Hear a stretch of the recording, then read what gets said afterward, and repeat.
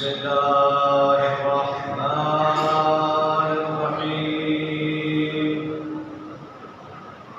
خالق الخلائق أجمعين باعث الأنبياء والمرسلين والصلاة والسلام على خاتمهم وأفضلهم أبي القاسم محمد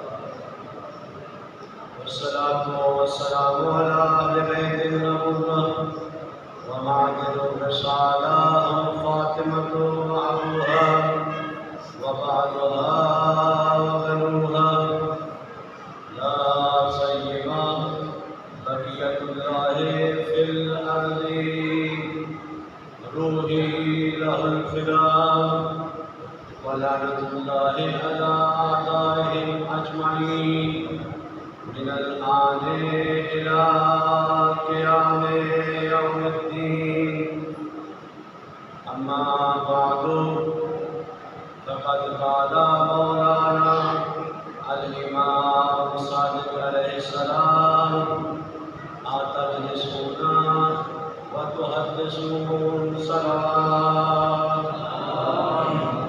صل على درد سامعین اور میرے بزرگوں اور دوستوں،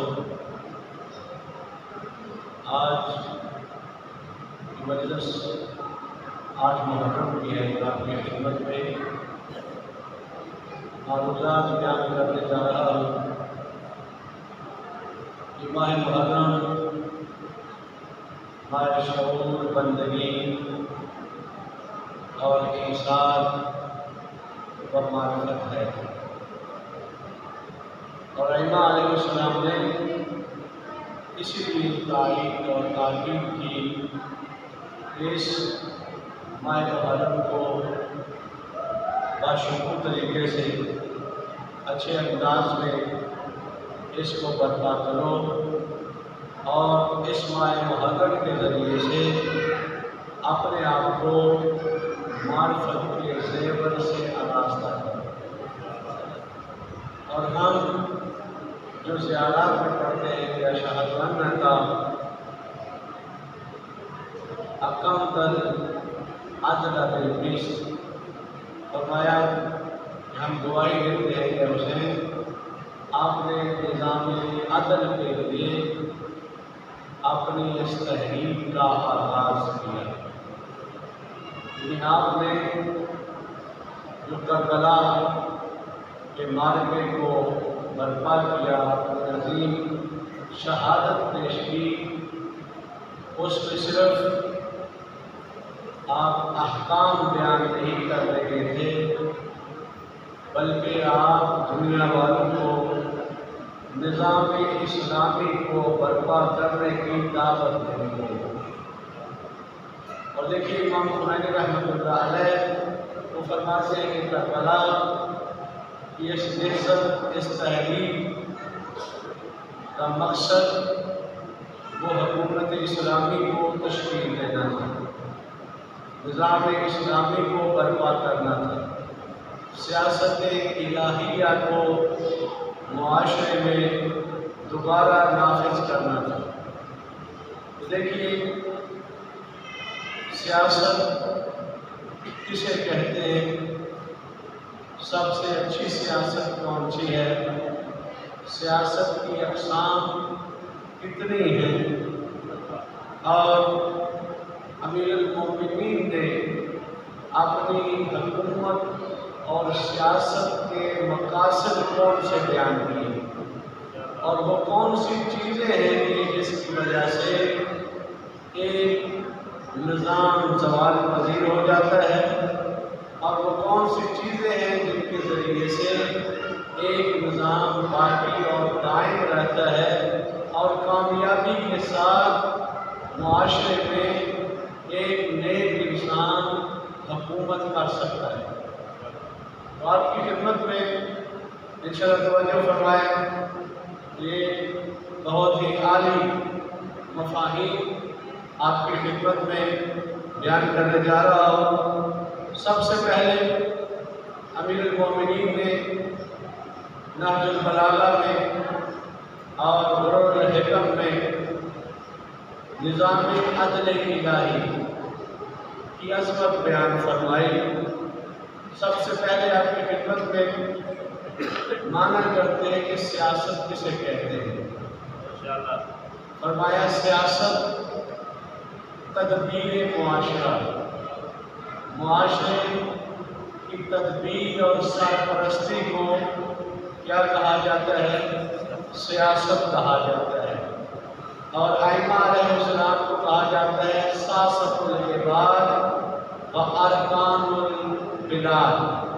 فرمایا کہ ہمارے ائمہ کیا ہیں کہ وہ الہی سیاستدان ہیں اور معاشرے کے ستونوں کا نام ائمہ علیہ السلام ہے۔ اور علم سیاست میں کہا جاتا ہے کہ سیاسی انسان ایسے انسان کو کہتے ہیں کہ جس کے اندر حکومت چلانے کا ہنر پایا جائے، کیا ہو کہ جو ماہر انسان ہو کہ جو معاشرے کی تدبیر کر سکے، معاشرے کو الہی اصولوں کے مطابق چلا سکے۔ اس کو کیا کہا جاتا ہے؟ اس کو دین کی نگاہ میں سیاستدان کہا جاتا ہے۔ تو امیر المومنین سے جب پوچھا گیا کہ آقا مولا بتائیں سب سے اچھی سیاست کون سی سیاست ہے، تو میرے مولا نے ارشاد فرمایا، چند ایک حدیث آپ کی خدمت میں عرض کرتا ہوں۔ فرمایا کہ رسول اکرم فرماتے تھے ساعت و عدل یا عدل و ساعت خیر من عبادت 60 سنہ۔ فرمایا کہ ایک لمحے کی سیاست 70 سال کی عبادت سے افضل ہے۔ فرمایا کہ کون سا؟ جس کے ذریعے سے لوگوں کے ان کے حقوق دیے جائیں، لوگوں کے جو پیمار شدہ حقوق ہیں، اگر لوگوں کو عدل کے ذریعے سے ان کے حقوق واپس کر دیے جائیں تو فرمایا کہ یہ اسے کتنا اجر ملے گا کہ 70 سال جو سارا دن روزے رکھتا ہو اور ساری رات نمازیں پڑھتا ہو تو 70 سال کی عبادت کا اجر اس انسان کو دیا جائے گا جو معاشرے میں نظام عدل الہی کو برقرار کرتا ہے۔ اور امام صادق علیہ السلام نے بہت ہی پیاری حدیث ہے، فرمایا کہ عدل کسے کہتے ہیں؟ فرمایا عدل وہ ہے کہ جو شہد سے زیادہ میٹھا ہے۔ نظام عدل یعنی وہ ہے کہ جو شہد سے زیادہ میٹھا ہے، اور فرمایا مکھن سے زیادہ نرم ہے، اور پھر فرمایا کہ جو ہلدی کی ناف سے نکلتی ہے کیا کہتے ہیں اسے؟ کستوری۔ فرمایا کستوری سے زیادہ عدل کیا ہے؟ خوشبو والا ہے۔ امام نے فرمایا کہ نظام عدل اس کی خصوصیت دیکھیں کہ اگر کسی معاشرے میں قائم ہو جائے تو وہ چکھتے ہیں نظام کہ کسی کے اوپر ظلم نہیں کیا جاتا، کسی کے اوپر زیادتی نہیں کی جاتی، کسی کا حق نہیں کھایا جاتا۔ لیکن مسئلہ یہ ہے ہم کیونکہ نظام ظلم میں رہ رہے ہیں، ہماری سوسائٹی میں ظلم ہوتا ہے، جو وڈیرے ہیں وہ جو مظاہرے ہوتے ہیں ان کا بھی حق کھا جاتے ہیں، مطلب کسی کی زمین پہ قبضہ، کسی کی جائیداد پہ قبضہ، اور ماشاء اللہ حتیٰ ناموس کو اٹھا کے لے جاتے ہیں۔ تو ہمارے ائمہ نے فرمایا کہ دیکھو اگر نظام عدل قائم ہو جائے، یہ نظام عدل اتنا شیرین اور میٹھا ہے کہ سارے لوگوں کی زندگی وہ شیرینی اور مٹھائی سے بھر جائے گی۔ جو انسان کڑواہٹ انسان میں آ جاتی ہے وہ کس چیزوں سے آتی ہے؟ دشمنیوں سے، زیادتیوں سے، اور حق کے غصب ہو جانے سے یہ ساری مشکلات پیدا ہوتی ہیں۔ جناب بی بی دو عالم نے عدل کی تعریف فرمائی کہ اللہ نے عدل کو کیوں واجب قرار دیا۔ فرمایا لِتَنْسِیقِ الْقُلُوبِ، فرمایا دلوں کو جوڑنے کے لیے، دلوں سے کینہ اور حسد کو ختم کرنے کے لیے۔ یہ دیکھیں نا، اگر زیادتی کو کرے گا بچارا، وہ طاقت نہیں ہے اس کے اندر، اب وہ دل میں ہی کینہ بنتا رہتا ہے، پڑتا رہتا ہے۔ کبھی مجھے موقع ملے میں جو بدلا لوں، اس نے مجھے فلاں موقع پہ گالی دی تھی، فلاں جگہ مجھے تھپڑ مارا تھا، فلاں جو ہے اس کے میرے فرض کریں موٹر سائیکل جو ہے وہ چلا کے لے گیا تھا۔ یہ سارے جو ہے نظام ظلم کی وجہ سے، اور نظام ظلم کی وجہ سے ہمارا معاشرہ، اس میں آپ کو الفت اور محبت اسلامی نظر نہیں آتی، کیونکہ یہ نظام ظلم ہے۔ معاشرے میں زیادتی ہے، معاشرے میں غریب آدمی کے حقوق کو کھایا جاتا ہے اور کوئی اس کو جو پوچھنے والا نہیں۔ عدالتیں کرپٹ ہیں، عدالتیں رشوت خور ہیں، جج کہاں پہ پیسے لے کے پتہ بھی ہے کہ یہ بیچارہ مظلوم ہے، اس کے خلاف جو ہے فیصلہ سنا دیتے ہیں۔ ہمارے آقا مولا نے فرمایا کہ دیکھو نظام عدل شہد سے زیادہ میٹھا نظام ہے، اور فرمایا کہ مکھن سے زیادہ یہ نرم ہے، اور فرمایا کستوری سے زیادہ، مشک سے زیادہ خوشبودار ہے۔ یہ اگر جو ہے نظام عدل برپا ہو جائے تو دیکھیں آپ کو لوگوں کے کرداروں میں خوشبو آئے گی، لوگوں کے کرداروں میں نرمی آئے گی، اور لوگ آپس میں الفت محبت کے ساتھ رہیں گے۔ ظاہر جب کسی کے اوپر ظلم نہیں ہوگا، کسی کے اوپر زیادتی نہیں ہوگی، تو پھر کیا ہوگا؟ معاشرے میں الفت ہوگی، محبت ہوگی، ایک دوسرے کو چاہنے والے ہوں گے۔ اور اس کے بعد امیر المومنین نے فرمایا کہ اگر کسی جگہ نظام عدل الہی قائم ہو جاتا ہے تو اللہ کی رحمتیں اس معاشرے کے اوپر نازل ہوتی ہیں۔ یہ نظام ظلم میں بارشیں کم ہو جاتی ہیں، نظام ظلم میں زلزلے آتے ہیں، آفات الہی بڑھ جاتی ہیں، بیماریاں آ جاتی ہیں۔ اب دیکھیے کرونا نے پورے دنیا کو تباہ کر دیا، اب اس کی وجہ کیا ہے؟ کیونکہ ظالم دنیا میں وہ ایسی آفتیں بعض لوگوں نے خود پیدا کی، بعض اللہ کی طرف سے، یا مثلا بعض ایسی جگہ پہ کسی قسم کی بیماری شروع ہو جاتی ہے جس سے حیوانات مرنا شروع ہو جاتے ہیں انسانوں کے لیے، تو یہ ظلم کی وجہ سے ہوتا ہے۔ انشاءاللہ کل توفیق ملی آپ کی خدمت میں ظلم کے حوالے سے جو روایات میں آیا ہے کہ ظالم انسان کیسے ہوتے ہیں، ظلم سے کیا تباہی ہوتی ہے معاشروں میں۔ تو دیکھیں مولا امیر المومنین نے فرمایا کہ نظام عدل کے ذریعے سے اللہ اپنی رحمت واسعہ کو نازل کرتا ہے، جس میں فصلوں کو بہت زیادہ فصلیں ہوتی ہیں، پھل بہت لگتے ہیں، اور انسانوں کی زندگی میں برکت آ جاتی ہے۔ اور اس کے بعد فرمایا کہ سب سے اچھی سیاست وہ کون سی سیاست ہے؟ مولا نے فرمایا کہ وہ نظام عدل والی سیاست سب سے بہتر اور افضل ہے، اور فرمایا کہ یہ نظام عدل یہ سب سے بہترین تاج ہے حکمرانوں کے لیے۔ یہ امام علی علیہ السلام نے زیادہ حدیث ہے، صرف ایک اور حدیث آپ کی خدمت میں بیان کر کے کہ امام نے ارشاد فرمایا کہ دیکھو عدل اور سخاوت میں کیا فرق ہے۔ ہم عموماً سخاوت کو سمجھتے ہیں کہ بہت ہی فضیلت والی صفت ہے، یہاں پہ میرے مولا فرماتے ہیں کہ دیکھو عدل نظام کا نام ہے، عدل کے ذریعے سارے بشریت کو برابر کی چیزیں جو ہے وہ ملتی ہیں، لیکن سخاوت کے ذریعے سے ایک دو آدمی کو چیز ملے گی، باقی سب محبوب رہے گی۔ تو فرمایا کہ عدل نظام کا نام ہے، اور سخاوت نظام سے کسی چیز کو باہر کر کے خیرات کرنے کا نام کیا ہے؟ سخاوت ہے۔ تو یہ اہل بیت میں نظام عدل الہی کے متعلق جو ہے وہ ارشادات فرمائے، اور امام حسین علیہ السلام نے بھی اپنے خطبے میں فرمایا کہ امام کسے کہتے ہیں؟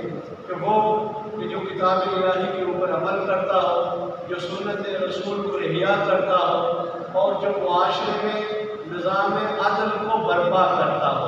فرمایا امام کسے کہتے ہیں؟ وہ اس کو نہیں کہتے کہ جو نظام ظلم کے ذریعے سے صرف اپنے ذاتی مفادات کے لیے، صرف اپنی جیب بھرنے کے لیے اور نہ قرآن کے اوپر عمل کرتا ہو، نہ سنت رسول کے اوپر عمل کرتا ہو، یہ ایسا انسان یہ امام نہیں ہے، بلکہ امام وہ ہے کہ جو نظام عدل کو برپا کرے، جو قرآن مجید کو احیاء کرتا ہو، سنت رسول کو زندہ اور احیاء کرتا ہو، یہ انسان کیا ہے؟ یہ حقیقی معنی میں امام ہے۔ اور وہ جو آپ کے سامنے شروع میں جملہ جو ہے آپ کی خدمت میں بیان کیا کہ زیارت کا جملہ شاہد ان کا امرت بالقسط والعدل، فرمایا کہ ہمارا سلام ہو اے حسین، ہم گواہی دیتے ہیں کہ آپ وہ ہیں کہ جنہوں نے انصاف اور عدل کا حکم دیا، یعنی آپ نے معاشرے میں کیا کیا؟ نظام عدل کو برپا کرنے کے لیے ساری عظیم قربانی آپ نے جو ہے وہ دی۔ تو کل بھی آپ کی خدمت میں بیان کیا کہ 3 چیزیں ہر معاشرے، ہر سوسائٹی کی ضرورت ہے۔ یہ ہمارے چھٹے امام نے ارشاد فرمایا کہ 3 چیزیں ہیں کہ جس کے ہر سوسائٹی، ہر معاشرہ اس کا طلبگار ہے اور اس کے بغیر جو ہے وہ گزارا نہیں ہے۔ سب سے پہلے امام نے فرمایا العدل، یعنی ہر سوسائٹی میں عدل کی ضرورت ہے۔ حتیٰ جو روایت میں ہے مولانا تقیان نے فرمایا کہ نظام حکومت کفر سے تو باقی رہ سکتی ہے، ظلم کے ساتھ باقی نہیں رہ سکتی۔ یعنی اگر جو ہے کوئی ظالم ہے، ڈکٹیٹر ہے، تو کتنی دیر حکومت کرے گا؟ 10 15 20 سال بعد میں جب غیور مسلمان بیدار ہو جاتے ہیں تو اس کا تختہ جو ہے وہ رکھ دیا جاتا ہے۔ جس طرح یہ مرعون صدام مرعون تھا، اس نے جو ہے بہت لاکھوں کی تعداد میں مومنین کو شہید کیا، بے حرمتی کی، حرم حسینی کی، حرم عباس کی بے حرمتی کی، ہر قسم کا ظلم اس نے کیا، لیکن آخرکار کیا ہوا؟ گٹر سے نکال کے اسے پھانسی پہ چڑھایا گیا۔ یعنی جتنے بھی ظالم گزرے ہیں، فرعون ہو، نمرود ہو، شداد ہو، آخرکار یہ رسوا ہوئے، ذلیل ہوئے، خوار ہوئے، لیکن جو اگرچہ غیر مسلمان حکمران تھے لیکن وہ عادل تھے۔ آج بھی لوگ ان کی کیا کرتے ہیں؟ مثالیں پیش کرتے ہیں۔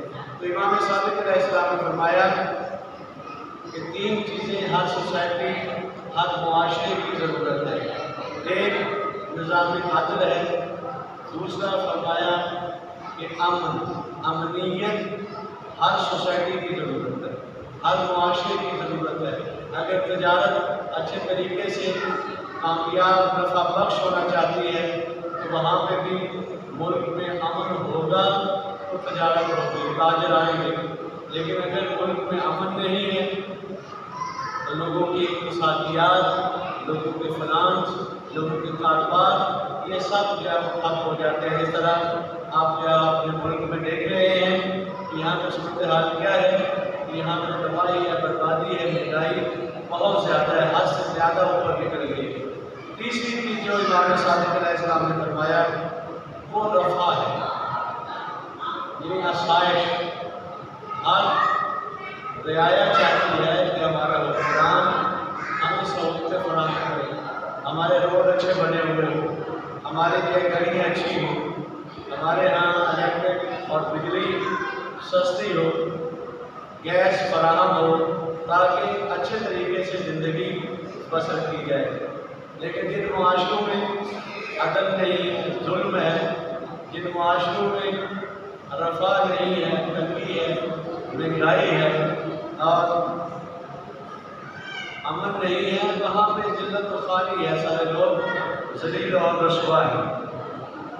تو یہ آپ کی خدمت میں جو چند احادیث کا بیان فرمائی، انشاءاللہ باقی کل بھی بیان کریں گے اسی موضوع کو۔ تو امام علی علیہ السلام کی سیاست کیسی سیاست تھی؟ آپ کی سیاست میں کیا ہوا؟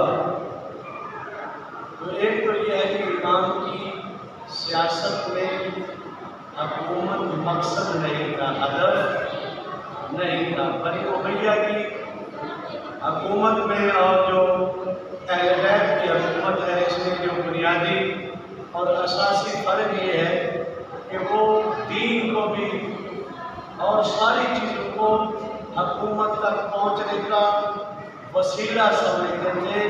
حکومت کو کیا سمجھتے تھے؟ مقصد سمجھتے تھے۔ لیکن امیر المومنین اور ہمارے ائمہ یہ حکومت کو دین کو اجرا کرنے کے لیے، عدالت الہیہ کو برپا کرنے کے لیے وسیلہ سمجھتے تھے۔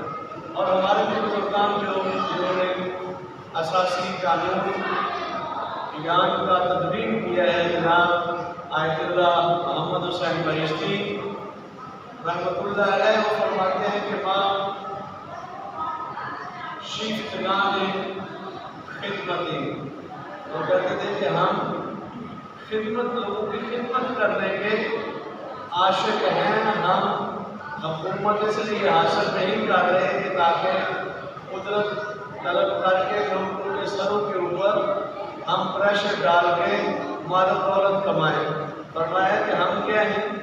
ہم جو ہے وہ شیفتگان خدمت ہیں، نہ تشنگان قدرت، یعنی ہم قدرت طلب نہیں ہیں، بلکہ امیر المومنین کی سیرت کے اوپر عمل کر کے ہم چاہتے ہیں بشریت کی خدمت کریں۔ امام علی علیہ السلام کی حکومت کا واحد مقصد بشریت کی مدد، دین کو نافذ کرنا، حق کو جو جن کا حق غصب کیا گیا ہے ان کو حق واپس کروانا۔ یہی وجہ ہے کہ میرے مولا نے فرمایا تھا کہ بیت المال کا اگر مال یہ لوگوں کے جہیزوں میں دیا گیا، اگر زیورات میں دیا گیا، مالیہ قرار دیا، میں علی وہ سب بیت المال میں واپس کرواؤں گا۔ یعنی علی کی حکومت نظام عدل کی بھرپائی کے لیے اور جو مومنین ہیں ان کی استعداد کو نکھارنے کے لیے، اقامہ حق اور صداقت کے لیے، یہ مشہور واقعہ جو آپ نے سنا ہوگا پہلے نظاموں سے کئی مرتبہ کہ مولا جو ہے وہ جا رہے ہیں جنگ صفین کے لیے، تو راستے میں آپ جو ہے کربلا سے بھی گزرے، تو جب وہاں پہ گئے تو ایک مرتبہ کہا کہ یہ جو سرزمین ہے یہاں پہ عاشقان خدا کا خون بہایا گیا ہے۔ تو لوگوں نے پوچھا مولا وہ کون ہے؟ فرمایا کہ وہ حسین ابن علی اور ان کے جو اصحاب اور یار و انصار ہیں۔ پھر وہیں پہ آپ بیٹھ کے اپنے جوتے کو پابند لگا رہے تھے۔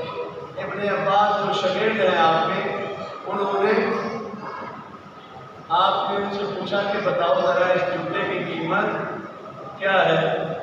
تو کہنے لگا مولا یہ پنجابی میں کہتے ہیں اتنی زیادہ جنڈی ہوئی ہے کہ نہیں تھی سنتے ہو تو کسی نے چکنا نہیں، بھائی اتنی زیادہ پیبند لگے ہوئے ہیں کہ آپ پھینک دیں تو اسے کوئی اٹھائے گا نہیں۔ تو وہاں پہ گیا امیر المومنین نے فرمایا کہ یہ تمہاری حکومت اس جوتے سے بھی بہت ہی کم ویلیو رکھتی ہے، قیمت رکھتی ہے، لیکن اس حکومت کے ذریعے سے میں اقامہ حق اور انصاف نہ کر سکوں۔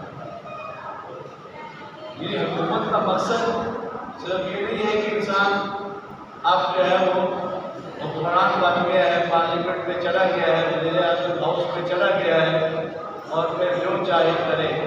اور یہ بنی امیہ نے یہ کہا تھا کہ جب امام حسن سے معاویہ نے صلح کی تو وہاں پہ اس نے جے سے آ کے صلح نامے کو اپنے قوم کے نیچے روک کے کہا کہ کوفے والوں میں تمہیں نماز جمعہ پڑھانے نہیں آیا، دین کا درس دینے نہیں آیا، میرا مقصد صرف حکومت حاصل کرنا تھا، وہ ابھی مجھے مل گئی ہے، آپ جو ہے نا جو چاہوں گا میں کروں۔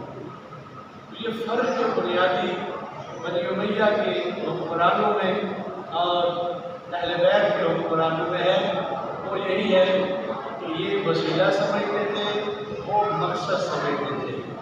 یہ اہل بیت نے اس کو معارف الہیہ کی تبلیغ کے لیے، معارف الہیہ کی ترویج کے لیے آپ نے اسے وسیلہ سمجھا اور دوسروں میں حکومت تک پہنچنا اپنا مقصد سمجھا، اور یہی وجہ ہے کہ جب وہ حکومت تک پہنچ جاتے تھے پھر ہر قسم کی کرپشن، ہر قسم کا ظلم، ہر قسم کی جنایت کو برپا کیا کرتے تھے۔ لیکن امیر المومنین نے حکومت کو وسیلہ سمجھا بشریت کی نجات کے لیے، بشریت کی تربیت کے لیے، بشریت کی ہدایت کے لیے، نظام ظلم کو ختم کرنے کے لیے، نظام الہی کو برپا کرنے کے لیے۔ یہ مقصد ہے امام حسین کا بھی، جو آپ نے کربلا میں گئے اور وہاں پہ جا کے آپ نے نظام ستم کے خلاف جہاد کیا اور آواز اٹھائی۔ چند چیزیں جو ہمارے ائمہ نے بیان کی کہ جن کے ذریعے سے حکومتیں زائل ہو جاتی ہیں، زوال پذیر ہو جاتی ہیں، یہ تھوڑا غور کریں گے تو انشاءاللہ مفید ثابت ہوگا۔ سب سے پہلے امیر المومنین نے فرمایا 4 چیزیں ایسی ہیں کہ جن کے ذریعے سے حکومتوں کو زوال آتا ہے، حکمرانوں کو زوال آتا ہے۔ سب سے پہلے فرمایا تضییع الاصول، جو اصول ہیں ان کو ضائع کر دیں، یعنی جو اسلامی اصول ہیں، جو قرآنی اصول ہے، جو سنت میں حکومت کرنے کے اصول بنیاد بیان کیے گئے ہیں، ان کو اگر ضائع کر دیں، ان پر عمل نہ کریں تو کیا ہوتا ہے، حکومتیں ظلم سے گر جاتی ہیں اور حکمران ذلیل و خوار ہو جاتے ہیں۔ اور دوسری چیز فرمایا کہ نان ایشو، چیزوں کو ایشو بنانا، یعنی وہ چیزیں کہ جو حکومت کے لیے ضروری ہوتی ہیں ان کی طرف توجہ نہ دیں، بلکہ وہ جو ایسے ہی کسی جگہ کوئی فرض کریں ایک لڑکا جو ہے وہ روڈ پہ گاڑی کے نیچے آ گیا ہے، اس کو جب میڈیا کے اوپر اٹھایا ہوا ہے، تو یہ نان ایشو ہے۔ ایشو کیا ہے کہ لوگ بھوک سے مر رہے ہیں، لوگوں کے پاس گرمی میں بجلی نہیں ہے، لوگوں کو پیٹرول مہنگا ہے، گندم مہنگی ہو گئی ہے، غریب کے گھر فاقے آ رہے ہیں، تو ان کو جو ہے وہ ایشو نہ بنانا اور وہ چیزیں ایسے ہی جو نان ایشو ہیں ان کو خصوصی مسائل بنا کے پیش کرنا۔ اور اس کے بعد تیسری چیز جس کے ذریعے سے امتوں میں زوال ہوتا ہے، امتیں زوال پذیر ہو جاتی ہیں، امام نے فرمایا کہ تقدیم الارازل، یعنی ایسے لوگ کہ جو میرٹ پہ نہیں ہیں ان کو جو ہے وہ بڑے بڑے آفیسر، بڑے بڑے وزیر بنا دینا۔ یہ کیا ہے؟ یہ تقدیم الارازل، یعنی وہ معیارات کے بغیر ایسے ایسے لوگوں کو رشوت لے کے بڑی بڑی سندیں دے دینا، اور پھر یہ ملک کے لیے تباہی کا باعث بنتا ہے، حکومت کے لیے تباہی کا باعث بنتا ہے۔ ابھی آپ نے چند دن خبریں پہلے سنی ہوگی کہ بلتستان کا وزیر اعظم 40 سند کی وجہ سے کیا ہوا ہے، اسے جو ہے وہ معطل قرار دیا گیا۔ یعنی دیکھیے وزیر اعلیٰ، بلتستان کا وزیر اعلیٰ، تو یہ ظاہر ہے جو خود پڑھا ہی نہیں ہے، جو میرٹ کے اوپر ہی نہیں ہے، اس نے آپ کو کیا کر دینا ہے، کیا ترقی کرے گا، کیا منصوبہ دے گا۔ تو اسی طرح وہ لوگ کہ جو اہل نہیں ہیں، اگر کسی حکومت میں ان کو عہدے دے دیے جائیں، وہ کرپشن کرتے ہیں، پھر وہ ملک کو تباہ کرتے ہیں۔ مثلا فرض کریں ایک ایسا سپی لگنا چاہتا ہے تو وہ کیا ہے 2 کروڑ روپیہ اس نے دیا ہے، جب تک 2 کروڑ کمائے گا نہیں تبھی اس سے جو ہے وہ امید رکھی جا سکتی ہے کہ مجرم کو سزا دے۔ امیر المومنین نے فرمایا کہ وہ مسائل جن کو حکومت توجہ دے ان کی طرف توجہ نہیں دیتی، اور وہ مسائل کہ جن کی طرف توجہ کی ضرورت نہیں ہے اس کو جو ہے بھرپور طریقے سے سوشل میڈیا کے اوپر اٹھاتے ہیں، میڈیا کے اوپر اٹھاتے ہیں، اور لوگوں بیچاروں کو جو ہے اسی میں پریشان رکھتے ہیں۔ آئے دن سے پی ٹی آئی کے چیئرمین کو یہ ہو گیا، فلاں کو یہ ہو گیا، وہ وہی فیصلہ کرو، دین اسلام میں 2 منٹ میں فیصلہ ہو جاتا ہے کہ اگر جو ہے دعا ہو تو فوراً ثابت ہو گیا چوری ہاتھ کاٹو پڑے، اگر جو 4 گواہ ہیں ثابت ہو جائے زنا کیا ہے کوڑے لگاؤ، وہ مشکل حل۔ یہ کیا ہے کہ پہلے جو ہے 3.5 سال وہ چور کہتا رہا، آخر میں خود چور نکل آیا۔ تو اسی طریقے سے اب نون والے آئے ہیں، وہ کہہ رہے ہیں کہ وہ توشہ خانہ کیا ہے۔ اب توشہ خانہ یہ جو ہے 1.5-2 سال سے توشہ خانے کے پیچھے لگے ہوئے ہیں، کوئی فیصلہ کرو، اگر اس نے چوری کی ہے سزا تو مشکل حل۔ اب لوگ بیچارے جو ہے وہ ان کو پاگل کیا ہوا ہے، آئے دن نیا ایشو آئے، یہ وہ ہے اس وقت حکومتیں تباہ ہوتی ہیں کہ جب اصول کے اوپر عمل نہ ہو، فروعات کے اوپر زور دیا جائے اور نان ایشو چیزوں کو ایشو بنا دیا جائے، اور وہ جو اہل نہیں ہیں ان کو اہل بنا کے وزارتیں سونپ دی جائیں۔ جو نااہل لوگ ہوں گے وہ ملک کو ترقی نہیں دیں گے بلکہ ملک کو کیا کریں گے، نقصان پہنچائیں گے۔ اور آخری چیز میرے مولا نے فرمایا جس سے حکومتیں تباہ ہو جاتی ہیں، معاشرے میں زوال آ جاتا ہے، وہاں پر فرمایا تاخیر الافاضل، یعنی جو واقعی اہل ہے اور جس نے پورا ٹاپ کیا ہوا ہے یونیورسٹی میں، پورے انٹرنیشنل طور پہ وہ فرسٹ آیا ہے، کیونکہ اس کی سفارش نہیں ہے، رشوت نہیں ہے، اس کو کیا کر دیتے ہیں، اس کو موخر کر دیتے ہیں۔ جو وزیر کا بیٹا ہے، مشیر کا بیٹا ہے، چودھری صاحب کا بیٹا ہے، ڈیرے والے کا بیٹا ہے، اسے کیا کرتے ہیں، اسے جناب وہ بھرتی کر دیتے ہیں، اسے وزارتیں اور یہ جو ہے بڑے بڑے عہدے جو ہے وہ دے دیتے ہیں۔ یہ میرے مولا نے فرمایا معیار دیکھنا چاہتے ہو تو وہ حکمران کامیاب ہوگا، وہ معاشرہ زندہ معاشرہ ہوگا کہ جس میں اصولوں کے اوپر عمل ہوگا، فروعات کو اہمیت نہیں دی جائے گی، جہاں پہ جو لوگ گھٹیا ہیں، پست ہیں، جو معیار کے مطابق نہیں ہیں ان کو پیچھے رکھا جائے گا، اور جو افاضل ہیں، جو گریجویشن میں کمالات کے اوپر فائز ہیں، انہیں جو ہے وہ کیا کیا جائے گا، انہیں وزارت اور انہیں مشیر بنایا جائے گا۔ اور واقعی یہ تعجب کی بات ہے، واحد ہمارا ملک ہے کہ بھٹو دور میں بتاتے ہیں، آپ میں نے سرچ نہیں کی لیکن یہ معروف ہے کہ بھٹو دور میں وزیر تعلیم ایسے انسان کو بنایا گیا کہ جس نے میٹرک بھی مکمل نہیں کی ہوئی۔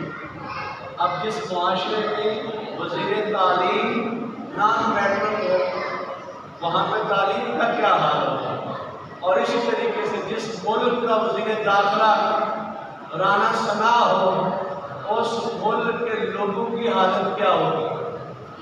یعنی باقاعدہ جو ہے وہ مسلم لیگ نون والوں نے یہ کہا کہ یہ قاتل ہے، باقاعدہ ثابت ہے، اس نے اتنے لوگوں کو مروایا ہوا ہے، اس سے جو ہے نشہ پکڑا گیا ہے، اس سے وہ شکل ہی آپ نے دیکھے وہ ایک مسلمان والی نظر نہیں آتی۔ تو اگر اس طرح کے لوگ ہمارے معاشرے میں ہوں، پی ٹی آئی کے جنہوں نے کرپشن کی، گندم اور چینی میں کیا کیا انہوں نے ظلم کیا معاشرے میں، تو وہاں پہ معاشرہ کبھی بھی ترقی نہیں کرتا۔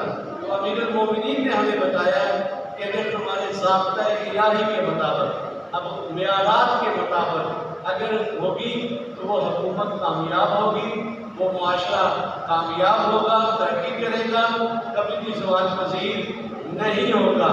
اور حکومت کو ہدف کے لیے نہیں بلکہ حکومت خدمت گزار بن کے مسلمانوں کی اگر وہ انسان کرے گا، خادم بن کے تو وہ ترقی کرے گا۔ یہی وجہ ہے کہ ایران کے صدر نے انہوں نے تقریباً 8 سال حکومت کی، احمدی نژاد عالم دین نہیں تھے، لیکن 12 کچھ نے بہت ہی اچھے کام کیے۔ تو یہ قوم میں آئے اور وہاں پہ آ کے انہوں نے تقریر کی، خطبہ دیا اور وہاں پہ کہا کہ اے قوم والوں، مجھے فخر ہے کہ میں تمہارا نوکر ہوں، مجھے جو ہے وہ فخر ہے کہ میں آپ کے لیے خدمت گزار کی حیثیت رکھتا ہوں۔ تو دیکھیں جو اس طرح کے جو امیر المومنین کے پیروکار ہوں گے وہ کبھی بھی اقتدار کو اپنے لیے ہدف اور مقصد قرار نہیں دیں گے، بلکہ بشریت کی نجات کے لیے، دین اسلام کے نفاذ کے لیے اور حدود الہی کے قائم کرنے کے لیے اور بشریت کو رفع آسائش فراہم کرنے کے لیے وہ کرپشن سے پاک معاشرہ جس میں نظام عدل الہی ہوگا وہ معاشرہ برقرار کریں گے اور لوگوں کی اس طرح تربیت کریں گے تاکہ معاشرے میں متقی لوگ حکومت کریں، اہل تقویٰ لوگ حکومت کریں اور معاشرے میں کسی کے اوپر ظلم نہ ہو، کسی کے اوپر زیادتی نہ ہو، کسی کی آبروریزی نہ ہو۔ اور یہی وجہ جو پہلے بھی آپ کی خدمت میں عرض کیا کہ یمن میں مسلم ارتاق نے ایک یہودی عورت کا پازیب چرا لیا تو امام نے فرمایا کہ اگر مسلمان حکومت میں نظام اسلامی میں اگر جو ہے خاتون کا پازیب معمولی سا زیور ہوتا ہے وہ چرا لیا تو اگر کوئی غیر سے مسلمان مر جائے تو وہ حق رکھتا ہے، کیونکہ ناموس ہے اسلام کی، اس کے نام نہیں ہونے چاہیے، کسی کے اوپر ظلم نہیں ہونا چاہیے، کسی کے اوپر زیادتی نہیں ہونا چاہیے۔ لیکن یہاں پہ آپ دیکھیں کہ ہمارا ہمسایہ ہے، ظلم ہو رہا ہے، ہم جو ہے بالکل ہمارے کان کے اوپر جو تک جو ہے وہ نہیں لینی چاہیے۔ یہ اسی وجہ سے لا تعلق کی وجہ سے ہے، بے پرواہی کی وجہ سے ہے، بے تفاوتی کی وجہ سے ہے۔ وگرنہ مسلمان حقیقی مسلمان وہ ہے کہ جو ذمہ دار ہو۔ اگر دین اسلام حقیقی معاشرے میں رائج نہیں ہے، تبلیغ نہیں ہو رہی، اس کے لیے کوشش کریں۔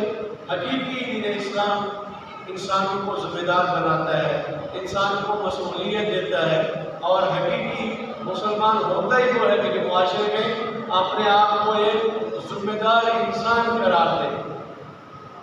یہ کہنا کہ مجھے کیا آپ کو کیا، یہ دین اسلام میں ان دو لفظوں کی کوئی جگہ نہیں ہے۔ فارسی میں کہتے ہیں بے من چے بے تجھے، یہ مجھے کیا تجھے کیا۔ عموماً ہمارے ہاں یہ بنی ہوئی بھی دیکھتے ہیں کہ اگر ایک ہمارا ہمسایہ ہمارے رشتے دار کا بچہ فرض کرے کہ وہ الٹے کام کر رہا ہے، بےہودگی کر رہا ہے، بد اخلاقی کر رہا ہے اور ریاضی کرا رہا ہے، تو اس طرح کی اگر اسے کہا جائے دوسرے کو کہ بھائی اس کو کچھ سمجھائیں، کہیں کہ نہیں چھوڑے اس کو، وہ جو ہے وہ خود ہی بہتر جانتے ہیں۔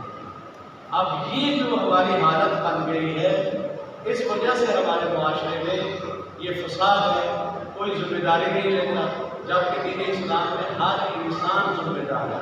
کلکم راع کلکم مسئول، یعنی ہر انسان کیا ہے وہ اپنی رعایا کا، اگر ایک باپ ہے اپنی اولاد کا ذمہ دار ہے، اگر جو ہے وہ دادا ہے اپنے سارے پوتوں کی ہدایت کا ذمہ دار ہے، ان کی تربیت کا ذمہ دار ہے، اور معاشرے میں اگر کوئی فرض کرے چیئرمین ہے، ناظم ہے، وہ پوری کی پوری اپنی کونسل کے لوگوں کی تربیت اور ہدایت کا ذمہ دار ہے، کیونکہ اللہ تعالیٰ نے مسلمان کو ذمہ داری دے کے پیدا کیا۔ اور امر بالمعروف جس طرح نماز واجب ہے اس طرح امر بالمعروف بھی واجب ہے۔ یہ نہیں ہے کہ صرف مولوی اسٹیج کے اوپر آئے تو صرف اس کی ذمہ داری ہے کہ وہ امر بالمعروف کی طرف دعوت دے اور نہیں اگر منکر کرے، نہیں، کیونکہ حیات اسلامی کی اصل اور اصیل قرآنی کو امر بالمعروف ہے، اور امر بالمعروف کے ذریعے سے نظام عدل قائم ہوتا ہے، امر بالمعروف کے ذریعے سے لوگوں کی آبرو عزت محفوظ ہو جاتی ہے، امر بالمعروف کے ذریعے سے حلال کا رزق وہ کمایا جاتا ہے، اور امر بالمعروف کے ذریعے سے راستے پرامن ہو جاتے ہیں۔ لیکن اگر جو ہے معاشرے میں امر بالمعروف کرنے والے ختم ہو جائیں اور معاشرے میں اپنی ذمہ داری کو انسان نہ لے تو پھر یہ صورتحال دیکھیں روز سے روز بدتر ہمارے معاشرے میں ہوتی جا رہی ہے اور تباہی کی طرف جو ہے وہ جا رہا ہے۔ جس طرح میں نے گاؤں میں بھی مثال دی کہ عائض اللہ جوادی عاملی فرماتے ہیں کہ معاشرے کی مثال کشتی کی طرح ہے، کہ جس طرح کشتی میں سب کی ذمہ داری ہے کہ وہ جب تک سفر کر رہے ہیں اس کشتی کی کیا کریں، حفاظت کریں۔ لیکن اگر جو ہے ایک آدمی فرض کرے کہ وہ اپنی سیٹ کے اوپر کشتی میں بیٹھا ہوا ہے، سوراخ کرنا شروع کر دے تو کیا ہوگا، اس میں صرف وہ کرسی والا غرق نہیں ہوگا، بلکہ کیا ہو جائے گی؟ پورے کی پوری کشتی سواریوں سمیت غرق ہو جائے گی۔ تو وہاں پہ کیا ہے، ہر کوئی دوسرا آدمی جب وہ سوال کرنے لگے گا مرمے کے ساتھ، کسی چیز کے ساتھ، دوسرا کہتا ہے کہ بھائی جان تمہیں پتہ نہیں ہے کہ اس میں پانی آ گیا تو ہم سب کیا ہو جائیں گے؟ غرق ہو جائیں گے، تباہ و برباد ہو جائیں گے۔ تو فرمایا اس عظیم مفکر اسلام اور آیت اللہ عثمان اللہ جوادی حافظ حفظ اللہ نے فرمایا کہ دیکھو یہ سوسائٹی معاشرہ ہمارا کشتی کی طرح ہے، اگر ایک گاؤں میں وہ فاسد ہو گیا تو اس کا نتیجہ یہ ہوگا کہ وہ پورے کا پورا گاؤں فاسد اور تباہ ہو جائے گا، جو کہ کشتی کی طرح ہے۔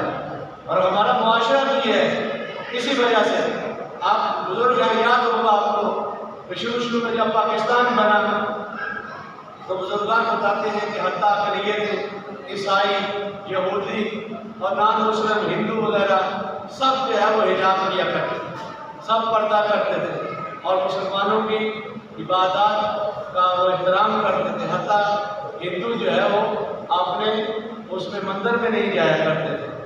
یعنی یہ صورتحال تھی، انقلابی امت تھی۔ انقلاب کے ذریعے پاکستان کو وجود میں لایا، بڑی قربانیاں دی آپ نے، اور اس وقت کسی کو جرت نہیں تھی بے پردگی کی۔ لیکن ابھی آپ دیکھیں کوئی بھی مسلمان آپ کو اسلام کے اوپر عمل کرتا ہوا نظر نہیں ہے، تو کیونکہ وہ جو کشتی والا صورتحال، کشتی والی صورتحال تھی، اس کی طرف انہوں نے توجہ ہی نہیں کی۔ مثلا کیبل وہ جو ہے وہ کافی سالوں سے گھروں میں لگائے، موبائل آپ نے جو ہے جوان لڑکیوں کو لے کے دے دیے تھے، اور یہ سارا سلسلہ ہوا تو ایک کو دیکھ کے دوسرے نے کیا، دوسرے کے دیکھ کے تیسرے نے، تو یعنی اس طرح کشتی معاشرہ میں معاشرہ الہی کے سوراخ ہوئے کہ ابھی سارے کا سارا معاشرہ اس کشتی کی طرح کی جس میں سوراخ ہو جائے تو وہ غرق ہو جاتی ہے۔ ابھی ہمارا معاشرہ اقدار الہی سے اس طرح دور ہو گیا ہے اور اس طرح بےہودگی میں، آلودگی میں، فساد میں غرق ہو گیا ہے کہ جس طرح وہ کشتی دریا میں جائے اور ایک سوراخ ہو تو سارے لوگ غرق ہو جاتے ہیں۔ یہ امر بالمعروف ترک ہوا ہے، یہ سنت حسین بن علی ترک ہوئی ہے، جس کی وجہ سے نتیجہ یہ نکلا ہے کہ ابھی کسی کے اندر جرت نہیں ہے۔ پہلے لوگ بزرگوں کی سفیدریش کی بڑی عزت اور احترام کرتے تھے، ابھی کیا ہے وہ پیچھے سے جو ہے مذاق کرتے ہیں، بزرگ آدمی جانا ہو پیچھے سے سیڑھی بجاتے ہیں۔ مگر ایک ہمارے علاقے میں تھا تو بوڑھا سا تھا بیچارہ، تو وہ پیپسی صحیح نہیں کہہ سکتا تھا، پیپسی کو کیا کہتے تھا؟ پیپسی۔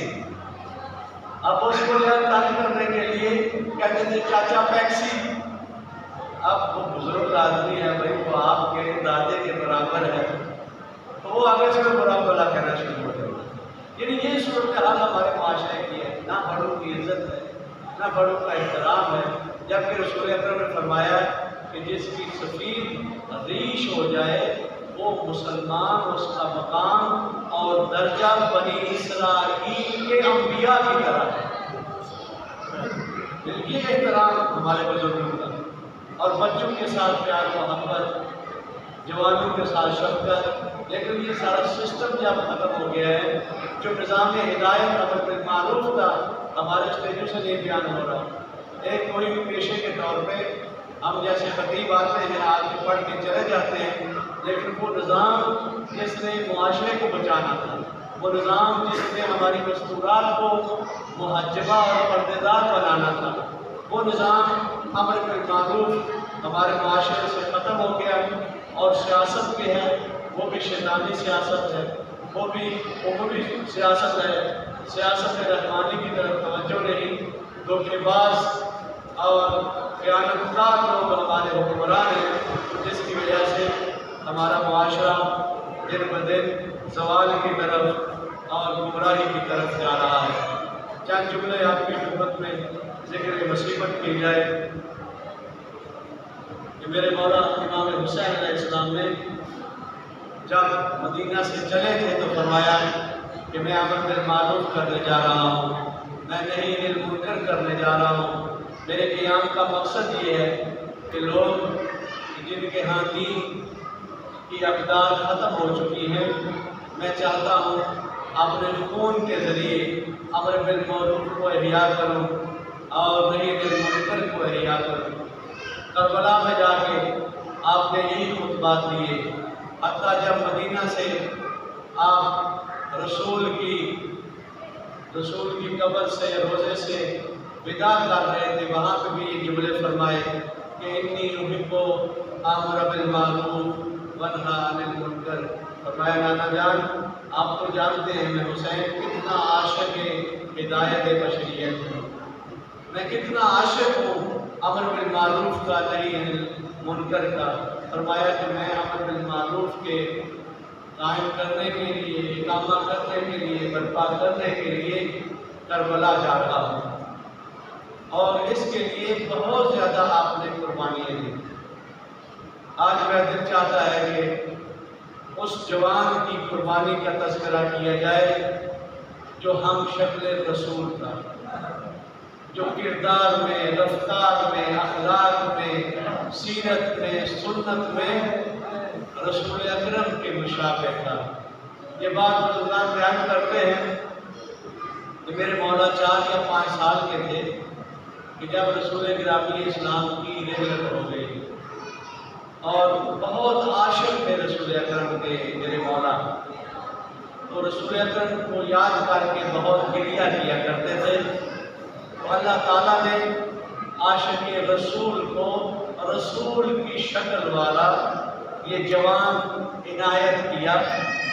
तो जब भी मेरे मौला को रसूल अकरम की ज़ियारत की तलब महसूस होती तो आप अपने इस नूरानी बेटे हम शक्ल रसूल जो मंतकन, जो गुफ्तगू के लिहाज से, जो अखलाक के लिहाज से, जो सीरत के लिहाज से रसूल अकरम के मुशाबे थे, आप इनकी ज़ियारत कर लेते, आपका शौक़ पूरा हो जाता। अज़ादार मोहतरम, जब भी कोई मुबारिज़ मुजाहिद करबला के मैदान में गया है तो किसी के लिए भी आपने कातलों के लिए बद्दुआ नहीं की, लेकिन जब ये नूरानी हम शक्ल रसूल इजाज़त लेता है, आपने इजाज़त दी लेकिन कहा कि उम्र साथ तुम्हें पता है अब मैं किसको भेज रहा हूँ। जो शक्ल रसूल है सीरत के लिहाज से, किरदार के लिहाज से, और जब मुझे ज़ियारत की तलब होती थी तो मैं अपने इस बच्चे को देख लेता था। अज़ादार मोहतरम, इजाज़त देते हैं शहज़ादा अली अकबर ये आते हैं मैदान जंग में और जंग करते हैं। एक मरतबा बहुत ज़्यादा प्यास का गलबा होता है, आप वापस आते हैं, कहते हैं बाबा जान अगर हो सके तो एक घूंट पानी का मिल जाए तो मैं बड़े जोश और जज्बे के साथ जंग करूँगा। अज़ादार मोहतरम, अब जो है वो पानी तो था नहीं। मेरे मौला ने कहा अच्छा बेटा अपनी ज़ुबान निकालो और मेरे मुंह में दे दो। अज़ादार मोहतरम, जब जनाबे अली अकबर ने अपनी ज़ुबान मौला के मुंह में दी तो फौरन निकाल ली, कहा बाबा जान आप तो मुझसे भी ज़्यादा प्यासे हैं। अज़ादार मोहतरम, उसके बाद मेरे मौला ने कहा अच्छा बेटा चंद ही लम्हों के बाद आपको नाना सैराब करेगा। अज़ादार मोहतरम आते हैं जनाब अली अकबर, मुख्तसर करो, जंग करते हैं। एक मलऊन ने ऐसा वार किया कि आप जीन के ऊपर संभल नहीं सके, दोनों हाथ घोड़े की जीन में डाल दिए। घोड़ा जो सयान की तरफ आने की बजाय उसने जो है वो मार्के की तरफ जाना शुरू किया। ये रिवायत के जुमले हैं, फ़क़तऊ हो इरबल इरबा, इन ज़ालिमों ने इतने वार किए कि जनाब अली अकबर की हड्डियाँ टूट गई। अज़ादार मोहतरम, जनाब अली अकबर घोड़े की जीन से ज़मीन पे आते हैं, मेरे मौला आते हैं और आके कहते हैं कि अली अकबर तेरे जाने के बाद मेरी आंखों का नूर खत्म हो गया। अज़ादार मोहतरम, अब जवान बेटा है और ज़ईफ़ बाप है, अब जनाब अली अकबर को एक तरफ से उठाते हैं, आप टुकड़े हुई لاشا گر جاتا ہے، دوسری طرف سے اٹھاتے ہیں، پہلی طرف سے گر جاتا ہے۔ تو ایک مرتبہ مظلوم حسین نے آواز دی، علامہ اختر عباس صاحب پڑھا کرتے تھے، وہ فرمایا کرتے تھے یا فتیان بنی ہاشم، اے بنی ہاشم کے بچوں، آؤ کربلا میں مظلوم کی مدد کرو، میں بیٹے کی لاش نہیں اٹھا سکتا۔ اللہ